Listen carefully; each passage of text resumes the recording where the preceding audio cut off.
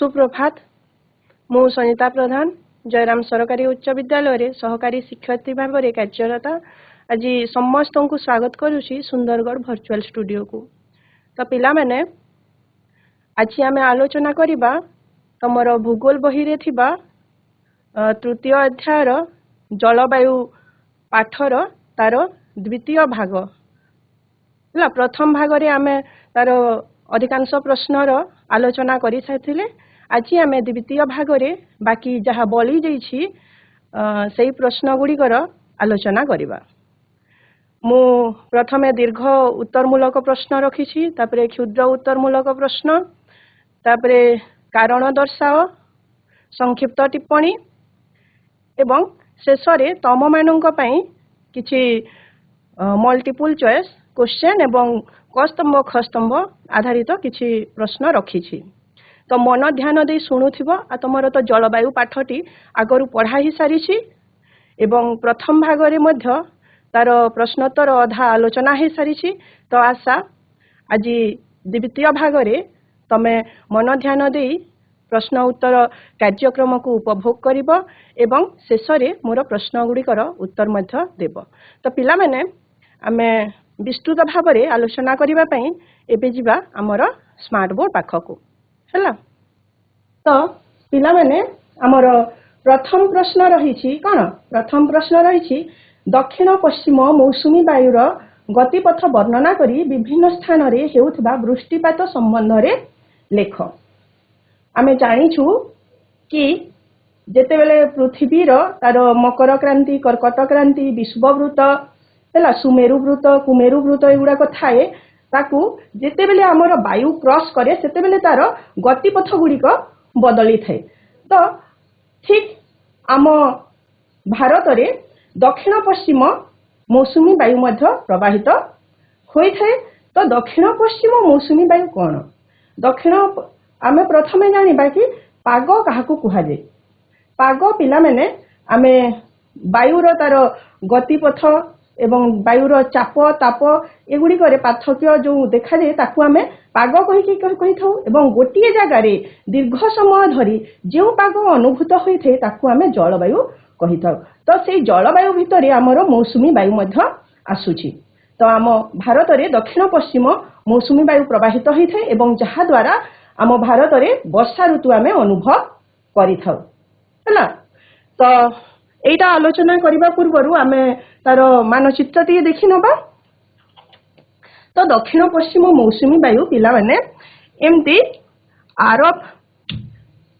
आरब महासागर देकी देखुथिबो तमे चित्र रे आरब महासागर देकी जून मास रे एटा पहुंची थाए हमर कोबटे भारतर दक्षिण भागर पश्चिम पटकू से स्पर्श करि थाए एवं प्रथमे से केरल एथि अछि केरल देकी से जाई थे एवं मौसुमी वायु जाई जाईकी एथि गला परे से एही बंगोपसागर रे दुई भाग रे विभक्त होई थे हला। दुई भाग रे विभक्त होई थे।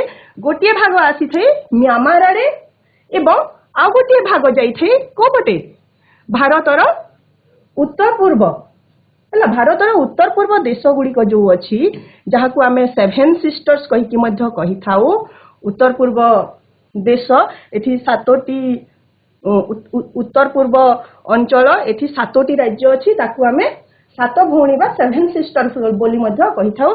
तो एई पटकू अधा पलाए एवं अधा एई पटकू पले आसे दुई भाग रे विभक्त होई जाय मौसुमी वायुटा हैला। तो देखुथिबो हमर भारतर ठीक मध्यवर्ती अंचल देकी कर्कट क्रांति जाइछि जोटा कि एमती करिकी कर्कट क्रांति जाइछि। ठीक एई कर्कट क्रांति अंचल रे वायुर गतिपथ मध्य परिवर्तन होई थे एवं ताहा एमती हे कि ए पटकू पलै थे। पुणी ऊपर को जेते बेले जाय सेते बेले आ गोटे रेखा आसे सेठारे पुणी तार गतिपथ ए पटकू जाय हैला। तो से सब तो आम बही रे नाही। तो आमे हमर मौसुमी वायु केमिति आम भारत को प्रभाव पकई थे एवं केमिति जाई थे से विषय देखिबा। तो एबे आमे आलोचना करिबा हमर प्रश्नर उत्तर गुड़िक हैला। मानचित्र रे बुझी हैला। तो दक्षिण पश्चिम मौसुमी वायु उष्ण समुद्र उपरे प्रवाहित हेउथबारु प्रबल मात्रा जलीय बाष्प संग्रह करी भारतर उपद्वीप पहुंचे। तो ठीक ग्रीष्म ऋतु परे परे आमर कौन होते वर्षा ऋतु आसी थे। तो ग्रीष्म ऋतु रे उष्ण वायु प्रवाह अर्थात गरम पवन प्रवाहित होता है जहाँकि जितेबले समुद्र उपर देकी से वायुटा जाए से बहुत सारा जलीय बाष्प से निज सहित नहीं जाए एवं से जलीय बाष्प गुड़िक जमती कि आम पश्चिम घाट पर्वतमाला रे सेटा बाधा पाई सेपटे केरल रे वर्षा हुए तापरे एपटे पुणी से आसिकी बंगोपसागर देकी गला बेले यारे म्यांमार रो पर्वत रे सेटा बाधा प्राप्त होए एवं एपटे आम ओडिशा हेला किंबा से उत्तर पूर्व राज्य गुड़िक हेला से अंचल रे वर्षा करी थाए। तो एही मौसुमी वायुर बेग केते थाए घंटा प्रति 30 किलोमीटर थाए है घंटा प्रति 30 किलोमीटर थाए। भारतीय उपद्वीप रे सेटा जेते बेले बाधा पाए मु जेमती देखिए आम भारत रे से बाधा पाई कि तापरे बंगोपसागर बेल को सेटा दुई भाग रे विभक्त हो जाए। तो सेटा दुई भाग रे विभक्त हो जाए एवं आरब सागर शाखा आरब सागर उपर दे एमती प्रवाहित होइकी एपट को पलाए एवं आउ गोटे शाखा जो रहीगला सेटा बंगोपसागर शाखाटी म्यांमार आड़ को प्रवाहित होई म्यांमार आराकोनायामा पर्वत द्वारा बाधा प्राप्त हुई सेटा पश्चिम को गति करे। हला प्रथम प्रश्न बुझीला। तापरे आमे जिबा हमर द्वितीय प्रश्न को एटा दीर्घ उत्तर मूलक प्रश्न पिला माने। तो एबे जिबा हमर द्वितीय प्रश्न को। द्वितीय प्रश्न देख भारत को वृष्टिपातर बंटन अनुसार विभिन्न अंचल रे विभक्त करी ताहा संबंध रे संक्षेप रे लेख। तो भारत को वृष्टिपात अंचल हिसाब रे हमको 3 भाग रे विभक्त करा जायछि। केते भाग रे विभक्त करा जायछि 3 भाग रे विभक्त करा जायछि। गोटे हला वृष्टि बहुल अंचल एवं 2 नंबर हला मध्यम वृष्टिपात अंचल और 3 नंबर हला कोन 3 नंबर हला वृष्टि विरल अंचल। विरल कहले कम हला तो बहुल कहले बहुत। तो जे अंचल बेसी वर्षा हुए ताकू कहा जाए वृष्टि बहुल अंचल। तो एटा आलोचना करबा पूर्वरु आमे देखिनेबा मानचित्र देखिने तमे बुझी जीवो को अंचल रे बेसी वृष्टिपात हुए एवं को अंचल रे मध्यम वृष्टिपात केउ अंचल रे कम वृष्टिपात हुए अर्थात विरल वृष्टिपात हुए सेटा तमे बुझी पारिबो। तापरे आमे प्रश्न उत्तर को आलोचना करबा। तो पिला माने ए चित्र देखि पारुथबो ए दुई प्रकार चित्र मु दे देछि। गोटे चित्र रे तम बही रे मध्य ए चित्रटा अछि हला। तो ए चित्र रे कलरफुल चित्र रे एथिरे बेसी स्पेसिफाई करा जायछि माने 20 centimetre 40 centimetre 60 centimetre 100 centimetre 200 centimetre 400 एंती करके बेसी एथिरे निया जायछि। आउ हमर बही रे जो मानचित्रटा अछि सेथिरे माने 100 रु कम वृष्टिपात हेउथबा अंचल 100 200 आउ 200 रु अधिक वृष्टिपात हेउथबा 200 सेंटीमीटर रु अधिक वृष्टिपात हेउथबा अंचल को निया जायछि। तो तमे बेसी बुझिबा पई ए चित्र को नै दे पारो आउ तम बही रे जेतकी अछि सेतकी बुझिबा पई ए चित्र को तमे नै जाई पारो। तो पिला माने ए चित्र रे देखुथबो मोर देन 200 सेंटीमीटर रु अधिक वर्षा हला 200 सेंटीमीटर रु अधिक वर्षा को अंचल रे होए जो गुडा को एई रंगर अछि हला जो गुडा को एई रंगर अछि एई अंचल रे तमरो बेसी वृष्टिपात हेथे जेमति कि उत्तर पूर्व राज्य गुडीक हला उत्तर पूर्व राज्य गुडीक रे एवं एई अंचल रे हला पश्चिम घाट पर्वतमाला रो ठीक कोपट पश्चिम पटटा ए अंचल रे बेसी वृष्टिपात हेथे हला 200 सेंटीमीटर रु अधिक वृष्टिपात ए अंचल गुडी करे हेथे। तेणु ए अंचल गुडी को आमे कहिबा वृष्टि बहुल अंचल। तापरे आमे जिबा कोन मध्यम वृष्टिपात होतबा अंचल गुडी को मध्यम वृष्टिपात रे हमर ओडिसा मध्य जाउछि। तो एई कलर गुडी को जो अछि एगुडा कहला मध्यम वृष्टिपात अंचल अर्थात एई अंचल गुडी करे मध्यम धरणर वृष्टिपात होइथे जोटा कि 100 सेंटीमीटर रु 200 सेंटीमीटर होइथे हला।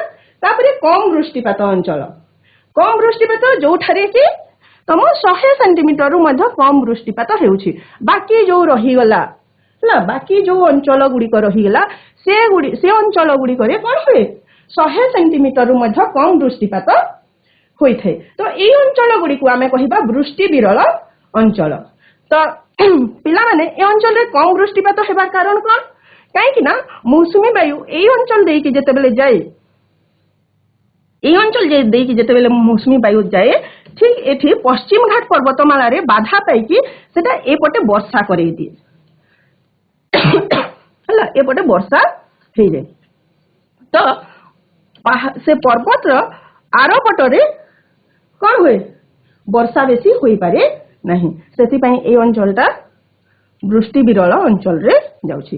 ତାପରେ ପୁଣି ମୌସୁମୀ ବାୟୁ ଏଠିକି ଗଲା ପରେ ବଙ୍ଗୋପସାଗରରେ କଣ କରେ, ବଙ୍ଗୋପସାଗରରୁ ବହୁତ ସାରା ଜଳୀୟ ବାଷ୍ପ ନେଇକି ପୁଣି ଥରେ ସେ ଯାଏ ଏପଟେ ଏପଟେ ଏପଟେ। ତ ଏମିତି ଯିବା ଦ୍ୱାରା ଏହି ଅଞ୍ଚଳରେ ମଧ୍ୟ ବର୍ଷା ହୁଏ ମଧ୍ୟମ ଧରଣର, ଏହି ଅଞ୍ଚଳରେ ପ୍ରବଳ ବର୍ଷା ହୁଏ। ତ ଏଟା ଯେତେବେଳେ ଯାଇ ସେ ଏ ଅଞ୍ଚଳକୁ ପହଞ୍ଚିବା ବେଳକୁ ଜଳୀୟ ବାଷ୍ପ ସରି ଯାଇଥାଏ, ଯାହା ଦ୍ୱାରା କି ଆମର ହରିୟାଣା, ପଞ୍ଜାବ, ରାଜସ୍ଥାନ ହେଲା, এই ଅଞ୍ଚଳ ଗୁଡାକ ଯୋଉ ରହିଗଲା, ଏ ଅଞ୍ଚଳରେ ଆଉ ବର୍ଷା ହେଇପାରେ ନାହିଁ। ଏବଂ ଏହି ଅଞ୍ଚଳରେ କୋଉ ମରୁଭୂମି ଅଛି, ଆମର ଭାରତର ଥର ମରୁଭୂମି ଅଛି ହେଲା। ତ ଏଇ ଥିଲା ତମର ସେ ବୃଷ୍ଟି ବହୁଳ, ବୃଷ୍ଟି ବିରଳ ଆଉ ମଧ୍ୟମ ଧରଣର ବୃଷ୍ଟି ଅଞ୍ଚଳ ବିଷୟରେ ଆମେ ଦେଖିଲେ। ଏବେ ଯିବା ଆମର ପ୍ରଶ୍ନର ଉତ୍ତର ପଟକୁ ହେଲା। ତ ସାଧାରଣତଃ ବୃଷ୍ଟିପାତର ପରିମାଣକୁ ନେଇକି ଆମ ଭାରତର ବୃଷ୍ଟିପାତ ଅଞ୍ଚଳକୁ 3 ଭାଗରେ ବିଭକ୍ତ କରାଯାଇଛି। ବୃଷ୍ଟି ବହୁଳ ଅଞ୍ଚଳ ଆମେ ଦେଖିଲେ ଯେଉଁଠାରେ କି 400 ସେଣ୍ଟିମିଟରରୁ ଅଧିକ ବୃଷ୍ଟିପାତ ହୁଏ, ଯେମିତିକି ଆସାମ ହେଲା, ମେଘାଳୟ ହେଲା, ଅରୁଣାଚଳ ପ୍ରଦେଶ ହେଲା, ମଣିପୁର ହେଲା, ତ୍ରିପୁରା ହେଲା, ଏହି ଅଞ୍ଚଳ ଗୁଡିକୁ ଆମେ କହିବା ବୃଷ୍ଟି ବହୁଳ ଅଞ୍ଚଳ। ଅର୍ଥାତ୍ ବହୁତ ବୃଷ୍ଟି ହୁଏ, ସେଠିକି ମୌସୁମୀ ବାୟୁ ପ୍ରବଳ ଜଳ ଧରିକି ଯାଏ ହେଲା।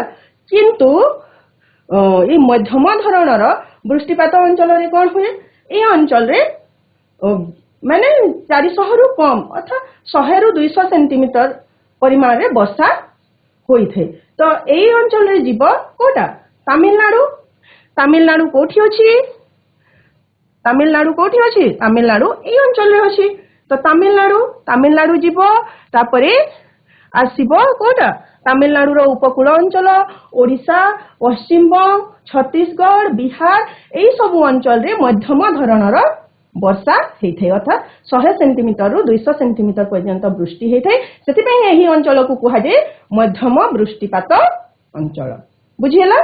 ତାପରେ ଆମେ ଯିବା କଣ, ବୃଷ୍ଟି ବିରଳ ଅଞ୍ଚଳ। ଅର୍ଥାତ୍ ଏଠାରେ ହାରାହାରି ବୃଷ୍ଟିପାତ କେତେ, 100 ସେଣ୍ଟିମିଟରରୁ କମ ହେଇଥାଏ। ଯେମିତିକି ମୁଁ କହିଲି ରାଜସ୍ଥାନ, ପଞ୍ଜାବ, ହରିୟାଣା, ପଶ୍ଚିମବଙ୍ଗ, ମଧ୍ୟପ୍ରଦେଶ ହେଲା, ଏହି ଅଞ୍ଚଳ ଗୁଡିକରେ ବିଶେଷ ଭାବରେ ଆମର ବର୍ଷାରେ ପାର୍ଥକ୍ୟ ପରିଲକ୍ଷିତ ହୋଇଥାଏ। ଯେମିତିକି ଆମର ଏଇ ଅରୁଣାଚଳ ପ୍ରଦେଶ, ମେଘାଳୟ ଏ ଅଞ୍ଚଳରେ ଯେତିକି ବର୍ଷା ହୁଏ ସେତିକି ପରିମାଣର ବର୍ଷା ଏ ଅଞ୍ଚଳରେ ଟୋଟାଲି ହୁଏ ନାହିଁ ହେଲା। ସେଥିପାଇଁ ଏ ଅଞ୍ଚଳକୁ ବୃଷ୍ଟି ବିରଳ ଅଞ୍ଚଳ କୁହାଯାଏ। ହଁ, ଆଉ ଗୋଟେ କଥା, ଅରୁଣାଚଳ ପ୍ରଦେଶକୁ ଅରୁଣାଚଳ ପ୍ରଦେଶ କାହିଁକି କୁହାଯାଏ, ଅରୁଣ କହିଲେ ସୂର୍ଯ୍ୟ, ସେଠି ଆମର ଭାରତର ମୋଷ୍ଟ ପୂର୍ବ ସାଇଡ୍ରେ ହେଲା, ପ୍ରଥମ ପୂର୍ବ ସାଇଡ୍ରେ ରହିଥିବା ରାଜ୍ୟ ହେଉଛି ଅରୁଣାଚଳ ପ୍ରଦେଶ, ଯୋଉଠାରେ କି ସୂର୍ଯ୍ୟ ପ୍ରଥମେ ଉଦୟ ହୁଅନ୍ତି ଆଉ ସୂର୍ଯ୍ୟକୁ କୁହାଯାଏ ଅରୁଣ ହେଲା। ସେଥିପାଇଁ ସେଇ ଅଞ୍ଚଳକୁ କୁହାଯାଏ ଅରୁଣାଚଳ ପ୍ରଦେଶ, ଏଟା ମନେ ରଖିଥିବ।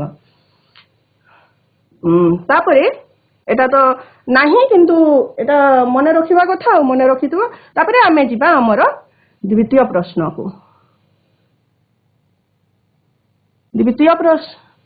ତୃତୀୟ ପ୍ରଶ୍ନକୁ ଯିବା। ତୃତୀୟ ପ୍ରଶ୍ନ ହେଲା, ଭାରତରେ ଅନୁଭୂତ ହେଉଥିବା ଋତୁ ଗୁଡ଼ିକ ବିଷୟରେ ଲେଖ ହେଲା। ଆମ ଭାରତରେ କେତୋଟି ଋତୁ ଅନୁଭବ ହୁଏ, ଏମିତି ତ ହିସାବ କରିଲେ ଆମେ 6ଟି ଋତୁ କହିଥାଉ, କିନ୍ତୁ ଆମେ ଅନୁଭବ କରୁ କେତୋଟି ଋତୁ, 3ଟି ଋତୁ ହେଲା। ଏବେ ଜଷ୍ଟ ଶୀତ ଋତୁ ମାନେ ଯାଇ ନାହିଁ, ଯିବା ହଉଛି। ତ ଶୀତ ଋତୁ, ଗ୍ରୀଷ୍ମ ଋତୁ ଆଉ ଗୋଟେ ହେଲା ବର୍ଷା ଋତୁ, ଯୋଉଥିରେ ମୌସୁମୀ ବାୟୁ ଆସେ। ତ ଶୀତ ଋତୁ ଆମେ କୋଉଟା, ଯୋଉଟା କି ଡିସେମ୍ବର ମାସର ପ୍ରଥମ ସପ୍ତାହରୁ ଆରମ୍ଭ ହୋଇଥାଏ ଏବଂ ସେହି ସମୟରେ ଉତ୍ତାପ ଦକ୍ଷିଣରୁ ଉତ୍ତର ଆଡକୁ ଯାଇଥାଏ। ଅର୍ଥାତ୍ ସୂର୍ଯ୍ୟଙ୍କର ଉତ୍ତରାୟଣ ଗତି ହେଇଥାଏ ସେହି ସମୟରେ ଆମର ଦିନ ଛୋଟ ହେଇଥାଏ ଏବଂ ରାତି କ'ଣ ହେଇଥାଏ ରାତି ବଡ଼ ହେଇଥାଏ। ତ ଦିନ ଗୁଡ଼ିକ ସେତେବେଳେ ଆରାମଦାୟକ ଥାଏ, ଆମକୁ ଖରାରେ ବସିବାକୁ ଭଲ ଲାଗେ ହେଲା, ଆଉ ରାତିଟା ଆମର ଥଣ୍ଡା ଅନୁଭୂତ ହେଇଥାଏ, ଯାହାଦ୍ୱାରା କି ଆମେ କମ୍ବଳ ଫମ୍ବଲ ଓଢ଼ିକି ଶୋଇଥାଉ। ତ ଦିନ ଟାଇମ୍ ବଢ଼ିଆ ଆରାମଦାୟକ କଟେ ଆଉ ରାତିରେ ଥଣ୍ଡା ଅନୁଭୂତ ହେଇଥାଏ। ତାପରେ ଆସିଲା ଆମର ଗ୍ରୀଷ୍ମ ଋତୁ। ତମର ଯେତେବେଳେ ଗ୍ରୀଷ୍ମ ଛୁଟି ମଧ୍ୟ ହେଇଥାଏ, ତ ଏଇଟା ଷ୍ଟାର୍ଟ ହେଇଥାଏ ଆମର କେବେଠୁ ମାର୍ଚ୍ଚ ମାସର ଶେଷ ବେଳକୁ ସୂର୍ଯ୍ୟଙ୍କର ଉତ୍ତରାୟଣ ଆପାତନ ଗତି ଆରମ୍ଭ ହୁଏ। ସେ ଉତ୍ତରରୁ ପୁଣି ଥରେ ସେ ଦକ୍ଷିଣ ଆଡ଼କୁ ଫେରି ଆସନ୍ତି। ସେହି ସମୟରେ ଏମିତି ହେବା ଦ୍ୱାରା କ'ଣ ହୁଏ, ଫଳରେ ପୃଥିବୀର ଉତ୍ତାପ ବଳ ଉତ୍ତର ଦିଗକୁ ଘୁଞ୍ଚିଯାଏ ଏବଂ ମାର୍ଚ୍ଚରୁ ମେ ମାସ ପର୍ଯ୍ୟନ୍ତ ଆମ ଭାରତରେ ଗ୍ରୀଷ୍ମ ଋତୁ ଅନୁଭୂତ ହେଇଥାଏ। ଏହି ସମୟରେ ରାତି ଛୋଟ ହେଇଥାଏ ଏବଂ ଦିନ ବଡ଼ ହେଇଥାଏ ହେଲା। ଯୋଉ ସମୟ କି ତମେ ମାନେ ଖରା ଛୁଟିରେ ନିଜ ଘରେ ସମୟ ନିର୍ବାହ କରିଥାଉ। ତାପରେ ଆସେ ବର୍ଷା ଋତୁ ନା। ତ ବର୍ଷା ଋତୁରେ କ'ଣ ହୁଏ, ଭାରତରେ ଦକ୍ଷିଣ ପଶ୍ଚିମ ମୌସୁମୀ ବାୟୁ ପ୍ରବାହ ହୁଏ, ଯାହାଦ୍ୱାରା କି ଆମ ଭାରତରେ ଏଇ ବର୍ଷା ଋତୁ ଅନୁଭୂତ ହେଇଥାଏ। ତ ଏହି ବାୟୁ କ'ଣ ହୁଏ, ଉଷ୍ଣ ସମୁଦ୍ର ଉପରେ ପ୍ରବାହିତ ହେଉଥିବାରୁ ହେଲା, ସେ ସମୁଦ୍ର ଉପର ଦେଇ ପ୍ରବାହିତ ହେଇକି ଆସୁଥିବାରୁ ସେ କ'ଣ କରେ, ପ୍ରବଳ ମାତ୍ରାରେ ଜଳୀୟ ବାଷ୍ପ ସଂଗ୍ରହ କରେ ଏବଂ ସେ ସଂଗ୍ରହ କରିକି ଯେତେବେଳେ ଆମ ସ୍ଥଳ ଭାଗକୁ ଆସେ ସେତେବେଳେ ପ୍ରବଳ ମାତ୍ରାରେ ବୃଷ୍ଟିପାତ ହେଇଥାଏ। ଆଉ ଏଇ ସମୟକୁ ଆମେ ବର୍ଷା ଋତୁ ବୋଲି କହିଥାଉ ହେଲା, ବୁଝିହେଲା। ତାପରେ ଆମେ ଯିବା ଚତୁର୍ଥ ପ୍ରଶ୍ନକୁ। ମୌସୁମୀ ବାୟୁର ବା ମୌସୁମୀ ବର୍ଷାର ଉପାଦେୟତା ବିଷୟରେ ସଂକ୍ଷେପରେ ଲେଖ। ମୌସୁମୀ ବର୍ଷା ହେବା ଦ୍ୱାରା କ'ଣ କ'ଣ ହୁଏ, କ'ଣ ଉପକାର ଆମକୁ ମିଳେ? ମୌସୁମୀ ବର୍ଷା ଦ୍ୱାରା ପ୍ରଥମତଃ ଆମେ ଫସଲ ଅମଳ କରିଥାଉ। ଯଦି ମୌସୁମୀ ବାୟୁ ଆସୁନଥାନ୍ତା, ବର୍ଷା ଋତୁ ଆମଠାରେ ଅନୁଭୂତ ହେଉଥାନ୍ତା? କେବେ ବି ନୁହେଁ। ଆଉ ଆମେ ଚାଷବାସ କରିକି ଫସଲ ଅମଳ କରୁଥାନ୍ତେ? ନାଇଁ। ସେ ରାଜସ୍ଥାନ, ପଞ୍ଜାବ, ହରିୟାଣାରେ ଯେମିତି ବୋରିଂ ଖୋଲିକି ଚାଷବାସ ହେଉଛି, ସେମିତି ଆମ ଅଞ୍ଚଳରେ ମଧ୍ୟ ସେଇ ହିସାବରେ ଚାଷବାସ ହେଉଥାନ୍ତା। ତ ସାଧାରଣତଃ ମୌସୁମୀ ବାୟୁ ପ୍ରବାହିତ ହେବା ଫଳରେ ଦେଶରେ ବର୍ଷା ହେଇଥାଏ ଏବଂ ଏହା ଦ୍ୱାରା ଚାଷ କାର୍ଯ୍ୟ ସୁବିଧା ହୋଇଥାଏ। ତାପରେ ଗ୍ରୀଷ୍ମ ଋତୁ ଶେଷ ହେବା ବେଳକୁ କେରଳ ଓ କର୍ଣ୍ଣାଟକରେ ପ୍ରାକ୍ ମୌସୁମୀ ବର୍ଷା ହେଇଥାଏ। ଠିକ୍ ଗ୍ରୀଷ୍ମ ଋତୁ ଶେଷ ସମୟରେ କେରଳ ଆଉ କର୍ଣ୍ଣାଟକ ହେଲା, କେରଳ ଓ କର୍ଣ୍ଣାଟକ ଅଞ୍ଚଳରେ ପ୍ରାକ୍ ମୌସୁମୀ ବର୍ଷା ଅର୍ଥାତ୍ ମୌସୁମୀ ବାୟୁ ଆସିବା ପୂର୍ବରୁ ଯେଉଁ ବର୍ଷା ହୁଏ ତାକୁ କୁହାଯାଏ ପ୍ରାକ୍ ମୌସୁମୀ ବର୍ଷା। ସେଇ ବର୍ଷା ହେଇଥାଏ ଯାହାଦ୍ୱାରା କି ସେଇ ସମୟରେ ଆମର ଆମ୍ବ ପାଚେ ଆଉ ବିଭିନ୍ନ ପ୍ରକାର ଫଳ ଗୁଡ଼ାକ ପାଚିବାରେ ସାହାଯ୍ୟ କରିଥାଏ ହେଲା, ଏଇ ପ୍ରାକ୍ ମୌସୁମୀ ବର୍ଷା। ତାପରେ ଅକ୍ଟୋବର ମାସ ଆରମ୍ଭରେ ଏହା ଉତ୍ତର ସମତଳ ଅଞ୍ଚଳରୁ ଅପସାରିତ ହୋଇଥାଏ। ଏହି ସମୟରେ ଆମର ଆକାଶ ପରିଷ୍କାର ଦେଖାଯାଇଥାଏ। ଆଉ ତାପରେ ଆସେ ଦକ୍ଷିଣ ପଶ୍ଚିମ ମୌସୁମୀ ବାୟୁର ଆଗମନରେ ପାଗରେ ବହୁତ କିଛି ପରିବର୍ତ୍ତନ ହେଇଥାଏ ହେଲା। ଦକ୍ଷିଣ ପଶ୍ଚିମ ମୌସୁମୀ ବାୟୁଟା ମନେ ରଖିଥାଅ, ଦକ୍ଷିଣ ପଶ୍ଚିମ ମୌସୁମୀ ବାୟୁ ଯେମିତି ଆସେ ସେ ପୁଣି ରିଟର୍ନ ବି ହୁଏ, ପୁଣି ଫେରେ ବି। ଆଉ ଫେରିବା ସମୟରେ କ'ଣ ହୁଏ, ଫେରିବା ସମୟରେ ସମୁଦ୍ରରେ ବାତାବର୍ତ୍ତ ସୃଷ୍ଟି ହେଇଥାଏ, ସମୁଦ୍ରରେ ଝଡ଼ ସୃଷ୍ଟି ହେଇଥାଏ, ଯାହାଦ୍ୱାରା କି ତମର ବିଭିନ୍ନ ପ୍ରକାର ସେ ଫାଇଲିନ୍ ହେଇଥାଉ, ହୁଡ଼ହୁଡ଼ ହେଇଥାଉ, ଏଗୁଡ଼ାକ ଆସିଥାଏ ହେଲା। ଆଉ ପଶ୍ଚିମବଙ୍ଗରେ ଏହାକୁ କୁହାଯାଏ କାଳ ବୈଶାଖୀ। ଆମେ ସେଇଆଡ଼େ ଯିବା ନାହିଁ, ଆମେ ଯିବା ଏବେ ମୌସୁମୀ ବର୍ଷାର କ'ଣ କ'ଣ ଉପକାର ଅଛି ହେଲା। ତ ଦକ୍ଷିଣ ପଶ୍ଚିମ ମୌସୁମୀ ବାୟୁର ଆଗମନ ଦ୍ୱାରା ପାଗରେ ବହୁତ ସାରା ପରିବର୍ତ୍ତନ ଘଟିଥାଏ ଏବଂ ଏହି ସମୟରେ ମୌସୁମୀ ବର୍ଷା ଆଗମନ ଦ୍ୱାରା ଆମର ଚାଷବାସ ହେଇଥାଏ ଏବଂ ଫସଲ ଅମଳରେ ସୁବିଧା ମଧ୍ୟ ହୋଇଥାଏ ହେଲା। ତ ପିଲାମାନେ ମୁଁ କହିଲି କି କର୍ଣ୍ଣାଟକ ଏବଂ କେରଳରେ ପ୍ରାକ୍ ମୌସୁମୀ ବର୍ଷା ହେଇଥାଏ ହେଲା। ଏଇଟା କେରଳ ଏବଂ କର୍ଣ୍ଣାଟକ। ତମେ ଭୂଗୋଳ ପଢିବ ମାନେ ପୁରା ଭାରତ ମାନଚିତ୍ର, ପୃଥିବୀ ମାନଚିତ୍ରକୁ ପୁରା ମନେ ରଖିବାକୁ ପଡିବ। ଭାରତ ମାନଚିତ୍ରର କୋଉ ଜାଗାରେ କୋଉ ରାଜ୍ୟ ଅଛି, କୋଉ ଅଞ୍ଚଳରେ କେଉଁ ନଦୀ ବହୁଛି, କାହାର ରାଜଧାନୀ କ'ଣ, ସେ ସବୁ ପ୍ଲସ୍ ତମକୁ ପୁରା ପୃଥିବୀ ମାନଚିତ୍ରର କୋଉ ଜାଗାରେ କୋଉ ମହାଦେଶ ଅଛି, କୋଉ ଜାଗାରେ ଜେଟ୍ ଷ୍ଟ୍ରିମ୍ ହେଉଛି, କୋଉ ଜାଗାରେ କ'ଣ ହେଉଛି, ସବୁ କିଛି ତମକୁ ଜାଣିବାକୁ ପଡିବ। ତ ମାନଚିତ୍ର ସବୁବେଳେ ମସ୍ତିଷ୍କରେ ରହିବା କଥା। ମୁଁ ଯେତେବେଳେ ବି ତମକୁ କହିବି କି ଏଇ ରାଜ୍ୟ, ତମର ମନେ ପଡିବା କଥା କି ମ୍ୟାମ୍ एई राज्यर कथा कहउछंती आ एईटा भारतर एई साइड रे अछि हला तो सेति पई एई मानचित्र एठी दिया गला तापरे आमे एबे देखिबा ओडिसार जलवायु संबंध रे संक्षेप रे लेख ओडिसार जलवायु आम ओडिसार जलवायु आमे पूर्वरु आलोचना कले कोन आम ओडिसा रे मध्यम धरणर वृष्टिपात होइथाय हला तो आम ओडिसार जलवायु विषय रे आलोचना करिबा तो ओडिसार वायुमंडलर हाराहारी वार्षिक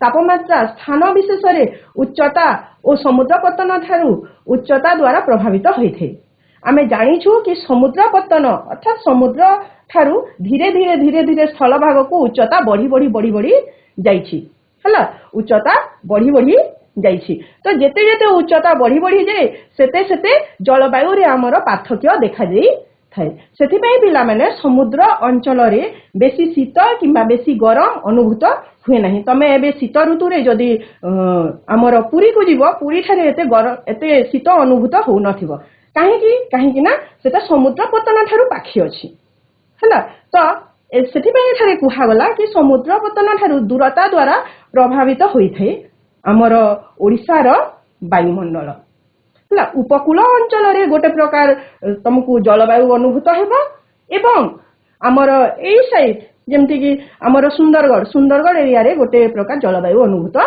हेउथबो तो ओडिसा रो कोन पूर्व तटरु उत्तर रे कर्कट क्रांति थिबारु एहार जलवायु उष्ण और आर्द्र हैला पूर्व तटरु उत्तर रे कर्कट क्रांति मु कहली हम पूरा भारत मझी देकी जाईछि हैला तो जेहेतु कर्कट क्रांति अछि सेति पई जलवायुटा उष्ण एवं आर्द्र उपकूलवर्ती अंचल रे सामुद्रिक जलवायु अछि हैला और पश्चिमस्थ उच्च भूमि रे महादेशीय जलवायु देखा जाय अर्थात आमे हमर एही ओडिसा रे ही देखो कर्कट क्रांति थिबारु उष्ण और आर्द्र जलवायु अनुभूत होइथाय उपकूलवर्ती अंचल रे अर्थात सेई पुरी साइड रे जोटा समुद्र उपकूल पाखापाखी अछि सेई अंचल रे सामुद्रिक जलवायु अनुभूत हुए एवं आम एबे आमे सुंदरगढ़ रे अछि सुंदरगढ़ रे को प्रकार अनुभूत होउछि आम एठारे महादेशीय जलवायु अनुभूत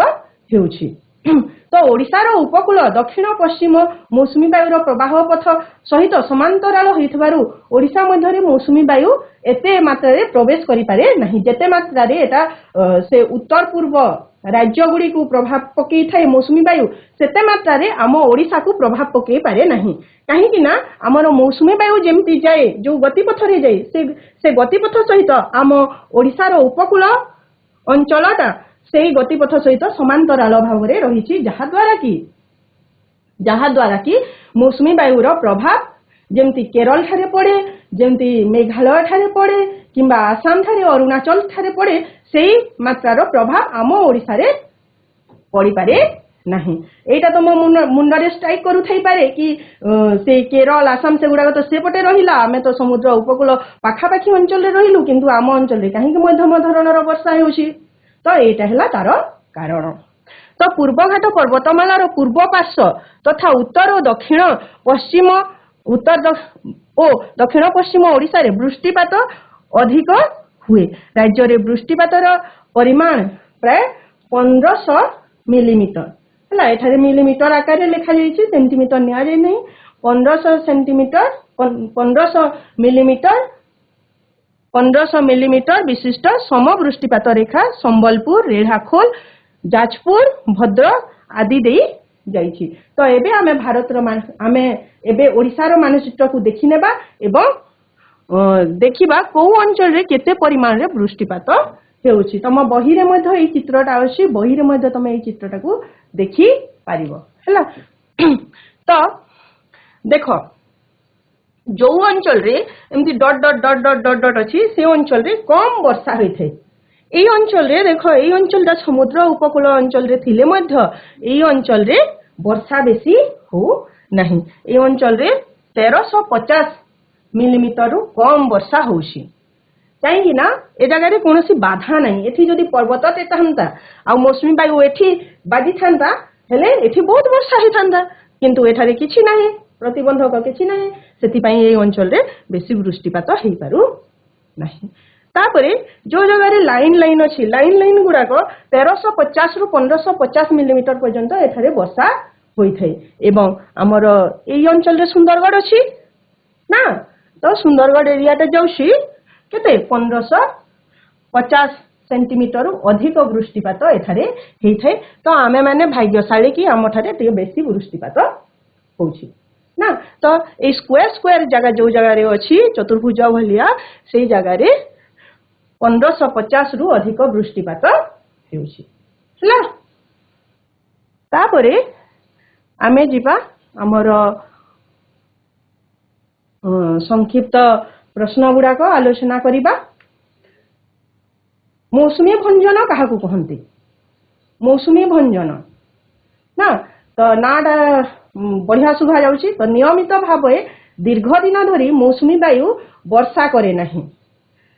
ଦେଖିବ ବର୍ଷା ଋତୁରେ ବର୍ଷା ହଉଥିବ ତାପରେ ହଠାତ୍ କେତେ ଦିନ ବନ୍ଦ ହେଇଯିବ, ବନ୍ଦ ହେଇଗଲା ପରେ ପୁଣି ଖରା ହେଇଯିବ ଆଉ ବର୍ଷା ଆଉ ହବ ନାହିଁ।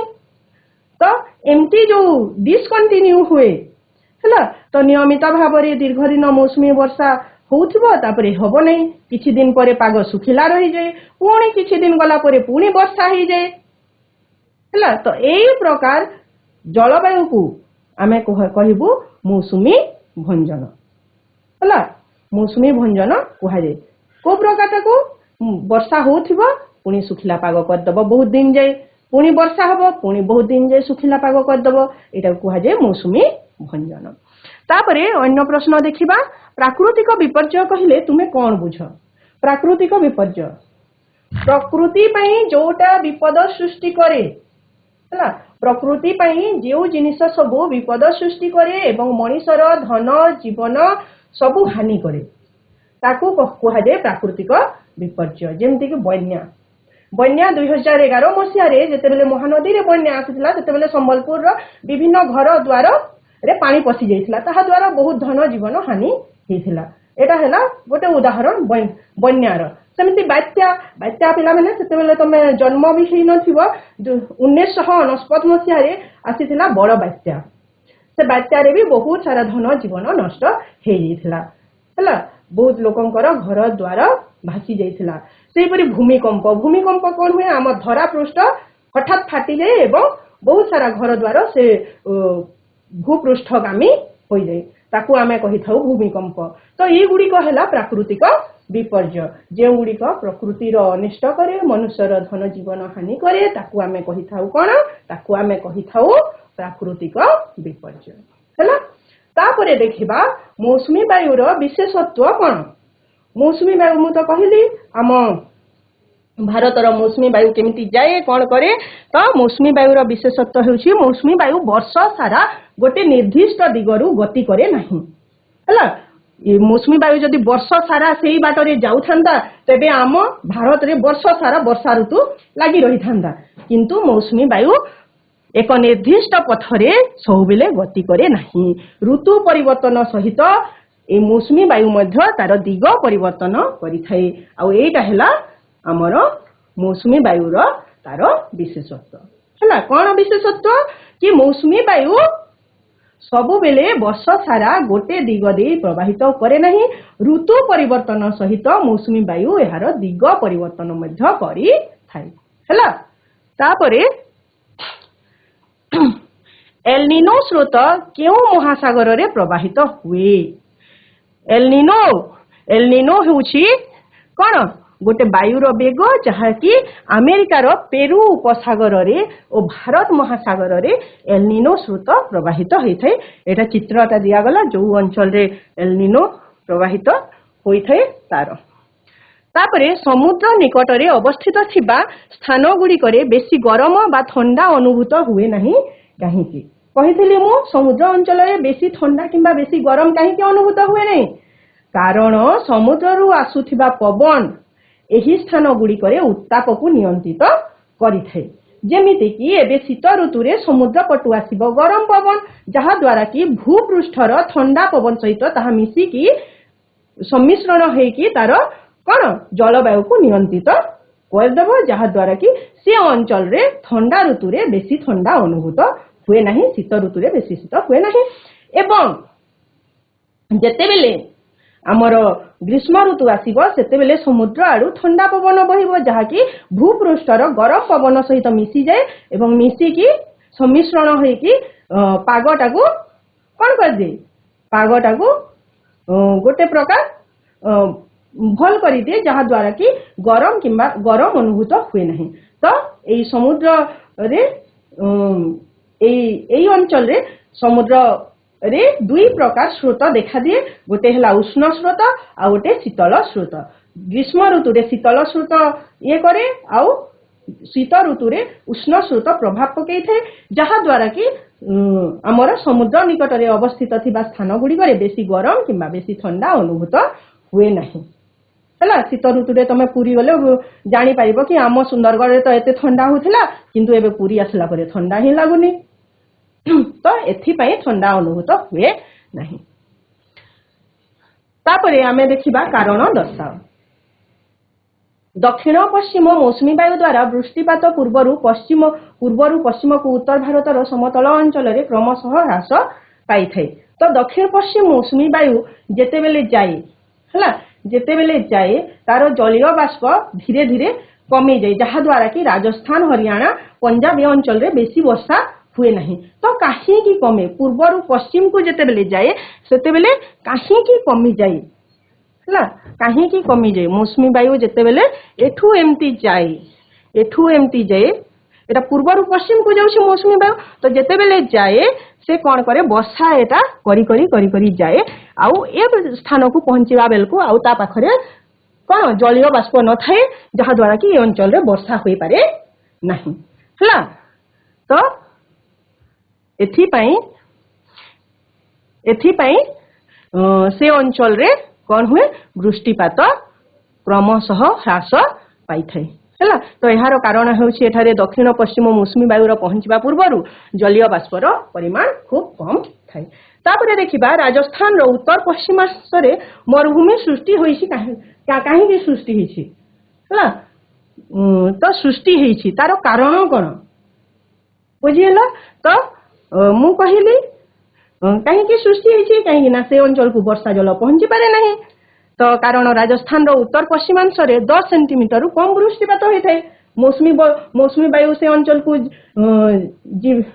ପହଞ୍ଚୁ କଣ ହୁଏ, ଜଳୀୟ ବାଷ୍ପ ସରି ଯାଇଥାଏ, ଯାହାଦ୍ୱାରା ସେ ଅଞ୍ଚଳରେ ବର୍ଷା କମ୍ ହୁଏ ଏବଂ ଯେଉଁ ଅଞ୍ଚଳରେ ବର୍ଷା କମ୍ ହୁଏ ସେ ଅଞ୍ଚଳରେ ମରୁଭୂମି ଯେମିତି ହେଲେ ଦେଖାଦେବ।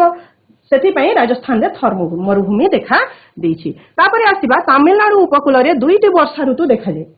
ତାମିଲନାଡୁ ଉପକୂଳରେ ଦୁଇଟି ବର୍ଷା ଋତୁ ଦେଖାଯାଏ। ଏଟା ହଉଛି ତାମିଲନାଡୁର ଉପକୂଳ, ଏଟା ଏ ସାଇଡ ତାମିଲନାଡୁର ଉପକୂଳ। ତ ତାମିଲନାଡୁ ଉପକୂଳରେ କାହିଁକି ଦୁଇଟି ବର୍ଷା ଋତୁ ଦେଖାଯାଏ? କାହିଁକି ନା ଯେତେବେଳେ ଏପଟୁ ମୌସୁମୀ ବାୟୁ ଆସେ ସେତେବେଳେ ଏଠି ବର୍ଷା ହୁଏ, ପୁଣି ମୌସୁମୀ ବାୟୁ ଯେତେବେଳେ ପ୍ରତ୍ୟାବର୍ତ୍ତନ କରେ ମାନେ ଫେରେ, ସେତେବେଳେ এই ସମୁଦ୍ରରେ ବାତାବର୍ତ୍ତ ସୃଷ୍ଟି ହୁଏ। ବାତାବର୍ତ୍ତ କଲେ ସମୁଦ୍ରର ଘୂର୍ଣ୍ଣିବଳୟ ସୃଷ୍ଟି ହୁଏ। ସେହି ସମୟରେ ପୁଣି ଥରେ ଏଠାରେ ବର୍ଷା ହୁଏ। ତ ମୌସୁମୀ ବାୟୁ ଆସିଲା ବେଳେ ଥରେ ବର୍ଷା ହୁଏ ଆଉ ମୌସୁମୀ ବାୟୁ ଫେରିଲା ବେଳେ ଆଉ ଥରେ ବର୍ଷା ହୁଏ। ସେଥିପାଇଁ ଆମର এই ତାମିଲନାଡୁ ଉପକୂଳ ଅଞ୍ଚଳରେ କଣ ଦୁଇଟି ବର୍ଷା ଋତୁ ଦେଖାଯାଇଥାଏ। ହେଲା, ତ ବୁଝି ହେଲା ଏଇଟା। ତାପରେ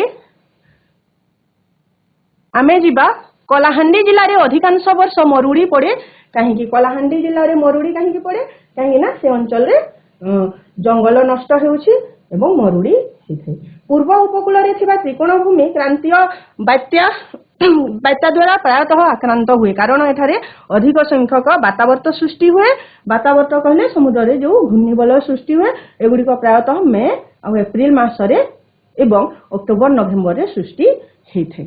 ତାପରେ ଉପଦ୍ୱୀପ ଅଞ୍ଚଳରେ ଶୀତ ଋତୁ ପ୍ରାୟ ନାହିଁ କହିଲେ ଚଳେ। କାହିଁକି ନାହିଁ ଶୀତ ଋତୁ? କାହିଁକି ନା ସେହି ଅଞ୍ଚଳରେ ସମୁଦ୍ର ଅଛି ଏବଂ ସମୁଦ୍ର ଆଡୁ ଉଷ୍ଣ ବାୟୁ ପ୍ରବାହିତ ହୋଇଥାଏ। ସେଥିପାଇଁ ସେଠାରେ ଶୀତ ଋତୁରେ ମଧ୍ୟ ଗରମ ଅନୁଭବ ହୋଇଥାଏ ଏବଂ ସେଠାରେ ଶୀତ ଋତୁ ନାହିଁ। ତାପରେ ଦେଖିବା ସଂକ୍ଷିପ୍ତ ଟିପ୍ପଣୀ। ବୃଷ୍ଟିବହୁଳ ଅଞ୍ଚଳ ମାନେ କାହାକୁ କହିବା? ବୃଷ୍ଟିବହୁଳ ଅଞ୍ଚଳ ମୁଁ ତ ଆଗରୁ କହିସାରିଛି, ଯେଉଁ ଅଞ୍ଚଳରେ ବେଶୀ ବୃଷ୍ଟି ହୁଏ, 200 ସେଣ୍ଟିମିଟରରୁ ଅଧିକ हुए 400 सेंटीमीटर रु अधिक हुए से अंचल को आम वृष्टिबहुल अंचल कही था जमीती कि पश्चिम घाट पर्वतमालार पश्चिम पार्श्व एठी अच्छी पश्चिम घाट पर्वतमाला पश्चिम घाट पर्वतमालार पश्चिम पार्श्व पश्चिम उपकूल आसाम मेघालय मणिपुर त्रिपुरा नागालैंड अरुणाचल प्रदेश यही अंचल वृष्टि बेसी होता है एथि अंचल को कहुए वृष्टिबहुल अंचल तापरे अंशुघात अंशुघात क्या कहवा अंशुघात आमर कौ समय होता है जिते ग्रीष्म ऋतु होता है ग्रीष्म काल में जदि टाण खरा सांग को झांझी पवन स्पर्श आसब जहाँ को आम सुंदरगढ़ कौन कहू झाऊ मारिदेला तो से यह द्वारा कौन होता है अंशुघात होता है यह जलीय अंश शरीर में कमी जाए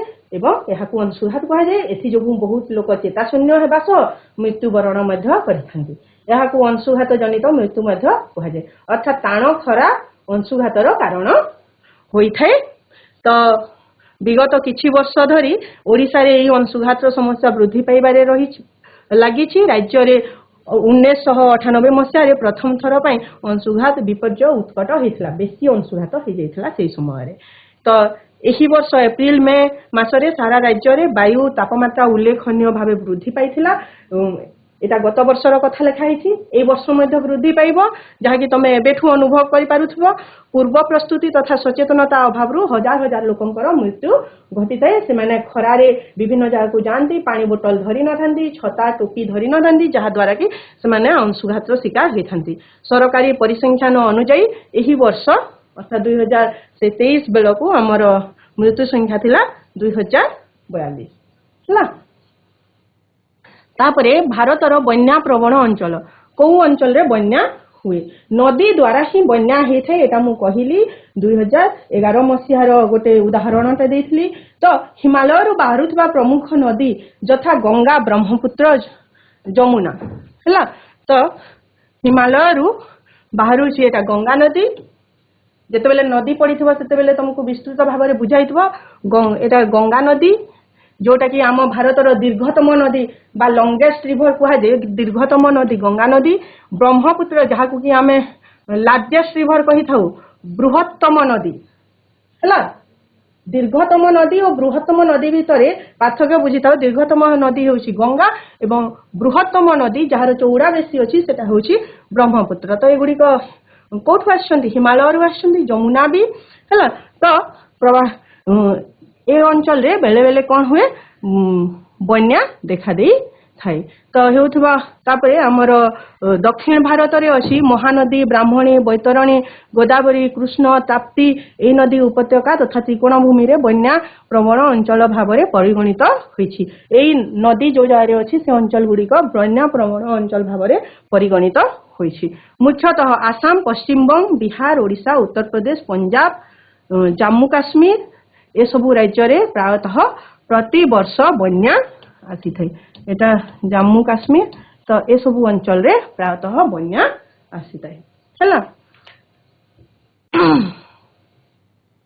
तापरे जेट स्ट्रीम कोन पृथ्वीर केतेक अंचल रे ट्रोपोस्फियर उपर अंश तमे पढ़िथिबो वायुमंडलर स्फियर गुड़िक ट्रोपोस्फियर स्ट्राटोस्फियर मेसोस्फियर एक्सोस्फियर एगुड़ा पढ़िथिबो तो ट्रोपोस्फियर रो उपर अंश रे अर्थात ट्रोपोपॉज निकटवर्ती अंचल रे बेले बेले प्रबल वेगगामी वायुस्रोत प्रवाहित होता है ताकू आमे कही था जेट स्ट्रीम तो यही जेट स्ट्रीम गुड़िकर प्रस्थ साधारणतः 500 किलोमीटर है 500 किलोमीटर गभीरता प्राय 5 रु 8 किलोमीटर एवं पवनर वेग थाए 350 किलोमीटर घंटा प्रति बेले भाभी देख बहुत जोर रे पवन बही थाए तो मुख्यतः उपमेरु देशीय लघुचाप अंचल उपमेरु देशीय गुरुचाप अंचल रे एगुड़िक पूर्वाभिमुखी जेट स्ट्रीम रही एठी गोटे दिया जाइछि देखा जाइछि देखो एटा जेट स्ट्रीम एटा बाहरी एटा को अंचल रे देखा जाए गुरुचाप आउ लघुचाप अंचल रे देखा जाए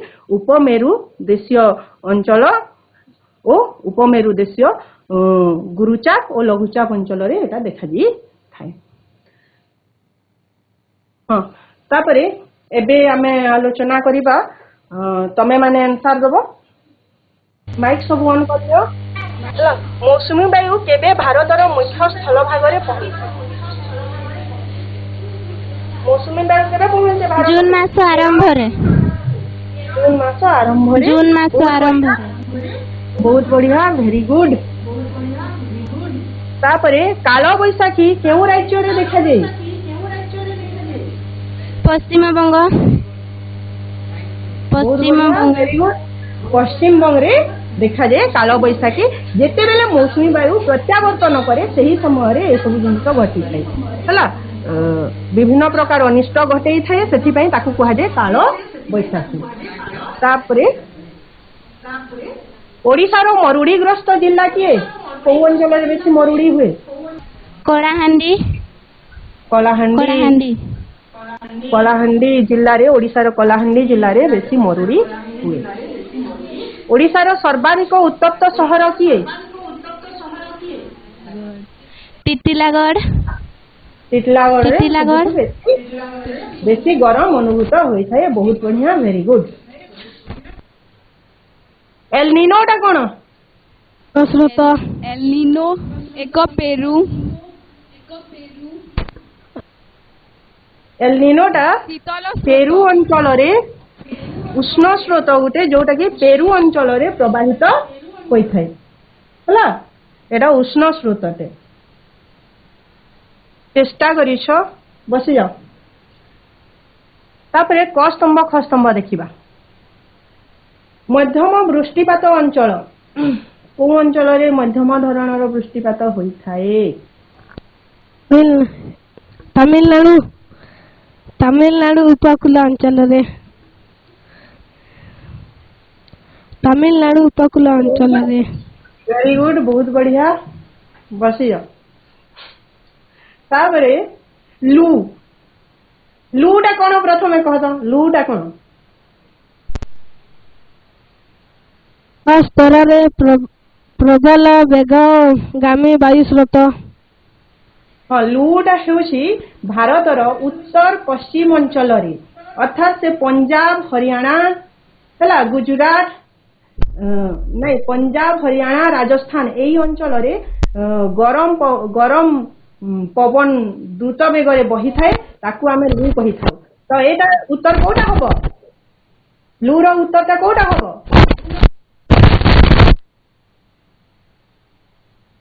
कोटा हबो कह? हाँ ऑन अच्छी कहि पार कह। उत्तर भारतर उत्तर पश्चिमांचल। बहुत बढ़िया, वेरी गुड। जेट स्ट्रीम मेरु अंचल रे ही थाए ना सेटा ऊर्ध्व स्तर प्रवाहित होई थाए ई वायु स्रोतटा। ऊर्ध्व स्तर रे प्रबल वेगगामी वायु स्रोत। हाँ, बहुत बढ़िया, वेरी गुड। ऊर्ध्व स्तर रे प्रबल वेगगामी वायु स्रोत। बहुत बढ़िया, वेरी गुड। तापरे कालो बैसाखी कोठी हुए? एबे पचारि थिली कालो बैसाखी